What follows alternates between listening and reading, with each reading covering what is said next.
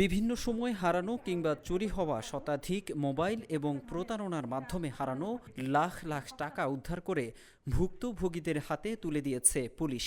25 August সোমবার সকাল 11টায় Meherpur police সুপারের কার্যালয় প্রাঙ্গণে উদ্ধারকৃত মোবাইল ও টাকা আনুষ্ঠানিকভাবে হস্তান্তর করা হয়।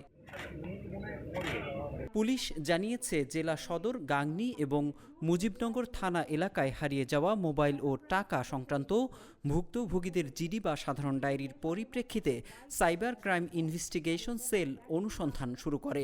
পুলিশের প্রচেষ্টায় জুন ও জুলাই মাসে 122টি মোবাইল ও প্রতারণার মাধ্যমে আত্মসাৎকৃত 9,17,000 টাকা এবং বিকাশ ও নগদ মোবাইল ব্যাংকিংয়ে ভুলক্রমে অন্য নম্বরে চলে যাওয়া 1,01,300 টাকা অভিযান চালিয়ে উদ্ধার করা হয়।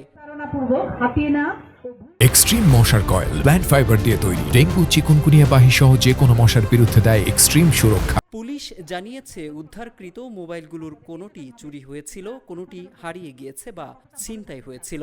জুন ও জুলাই 2025 মাসে cyber crime investigation cell Meherpur কর্তৃক জিডি মূল্যে সর্বমোট 122টি মোবাইল ফোন এবং মোবাইল ব্যাংকিং এর মাধ্যমে প্রতারণাপূর্বক হাতিয়ে নেওয়া ও ভুলক্রমে চলে যাওয়া সর্বমোট 10,18,300 টাকা উদ্ধার।